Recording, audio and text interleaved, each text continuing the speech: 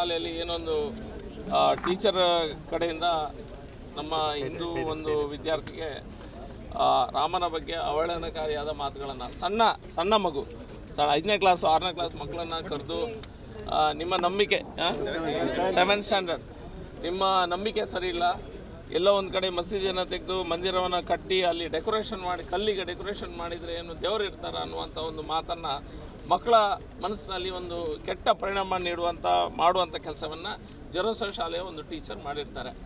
ನಮ್ಮ ಇದು ಮೊದಲ ಘಟನೆ ಅಲ್ಲ, ಬೇರೆ ಬೇರೆ ಘಟನೆ. ನನ್ನ ಕ್ಷೇತ್ರದಲ್ಲಿ ಸಹ ಒಂದು ಶಾಲೆಯಲ್ಲಿ ರಾಖಿ ಕಟ್ಟಿದ್ದನ್ನು ತೆಗೆದು ಬಿಸಾಡುವಂಥ ಕೆಲಸ ಆಗಿದೆ. ಬೇರೆ ಬೇರೆ ಸಮಯದಲ್ಲಿ ಹೂ ಮುಡಬಾರ್ದು, ಬಳೆ ಹಾಕಬಾರ್ದು, ಬಿಂದಿ ಹಾಕಬಾರ್ದು, ಇದೆಲ್ಲ ಆಗ್ತಾನೆ ಇರ್ತದೆ.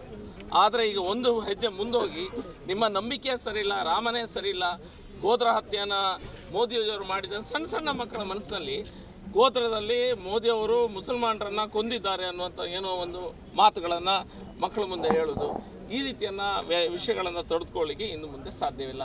ನಾನು ಮತ್ತು ವೇದವ್ಯಾಸ ಕಾಮತರು ಇವತ್ತು ಬಂದಿದ್ದೇವೆ. ನಾವು ಇಬ್ಬರು ಶಾಸಕರಿಗಿಂತ ಜಾಸ್ತಿಯಾಗಿ ಇಬ್ಬರು ಹಿಂದೂಗಳಾಗಿ ಬಂದಿದ್ದೇವೆ. ಇನ್ನು ಮುಂದೆ ಹಿಂದೂ ಸಮಾಜ ಇದನ್ನು ತಡ್ಕೊಳ್ಳೋದಿಲ್ಲ. ನಾವು ಆ ಟೀಚರ್ ಯಾರಿದ್ದಾರೆ ಅವರನ್ನು ಇಮಿಡಿಯೇಟಾಗಿ ಸಸ್ಪೆಂಡ್, ಪೆಂಡಿಂಗ್ ಇನ್ವೆಸ್ಟಿಗೇಷನ್, ನೀವು ಇನ್ವೆಸ್ಟಿಗೇಷನ್ ಮಾಡಿ, ಆಮೇಲೆ ನಮಗೆ ಅದರ ಬಗ್ಗೆ ಪ್ರಾಬ್ಲಮ್ ಇಲ್ಲ. ಪೆಂಡಿಂಗ್ ಇನ್ವೆಸ್ಟಿಗೇಷನ್ ನೀವು ಸಸ್ಪೆನ್ಷನ್ ಆಗಬೇಕು. ಸಸ್ಪೆಂಡ್ ಆಗಿದೆ ಅದೇ ಟೀಚರ್ನ ಎದುರು ನೀವು ಇನ್ವೆಸ್ಟಿಗೇಷನ್, ಮಕ್ಕಳನ್ನು ಕರೆದು ತಾಯಿಯನ್ನು ಕರೆದು ಆ ಟೀಚರ್ ಎದುರು ಇನ್ವೆಸ್ಟಿಗೇಷನ್ ಮಾಡಲಿಕ್ಕೆ ಸಾಧ್ಯ ಇಲ್ಲ. ಈ ಇನ್ವೆಸ್ಟಿಗೇಷನ್ ಮಾಡೋದಿದ್ದರೆ DDPR ಆಫೀಸಾ ಅಥವಾ ಬೇರೆ ಗೌರ್ಮೆಂಟ್ ಕಚೇರಿಯಲ್ಲಿ ಇಂಡಿಪೆಂಡೆಂಟ್ ನ್ಯೂಟ್ರಲ್ ಪ್ಲೇಸಲ್ಲಿ ನೀವು ಮಕ್ಕಳನ್ನು ಕರೀರಿ. ಶಾಲೆಯಿಂದ ಪಾಸಾದಂಥ ಮಕ್ಕಳು ಸಹ ಬಂದು ಸ್ಟೇಟ್ಮೆಂಟ್ ಕೊಡ್ತಾ ಇದ್ದಾರೆ. ಶಾಲೆಯಿಂದ ಪಾಸಾಗಿ ಹೋಗಿದ್ದಾರೆ, ಈಗ PUC ಇದ್ದಾರೆ, ಆ ಮಕ್ಕಳು ಸಹ ಹೇಳ್ತಾ ಇದ್ದಾರೆ. ನೋಡಿ, ಇದು ವಿಷಯ ಇಷ್ಟೇ.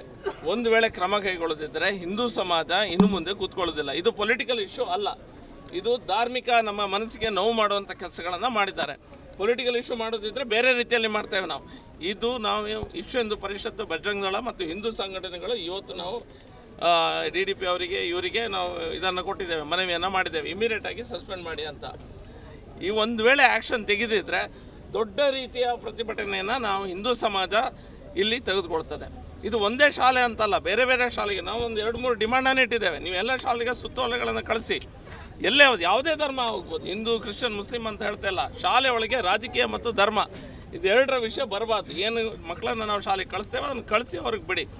ಇದಾಗದಿದ್ದರೆ ಆ ಟೀಚರ್ ಮೇಲೆ ನೀವು, ಶಾಲೆಗಳ ಮೇಲೆ ನೀವು ಆ್ಯಕ್ಷನನ್ನು ತೆಗೆದಿದ್ದರೆ ಅದರಲ್ಲಿ ಸಹ ಎಲ್ಲೋ ರಾಜಕೀಯ ಪಿತೂರಿಗಳನ್ನು ಮಾಡ್ತಾ ಅವರನ್ನು ಸೇಫ್ ಮಾಡಲಿಕ್ಕೆ ನೋಡಿದರೆ ದೊಡ್ಡ ರೀತಿಯ ಪ್ರತಿಭಟನೆಯನ್ನು ನೀವು ಎದುರಿಸಬೇಕಾಗ್ತದೆ.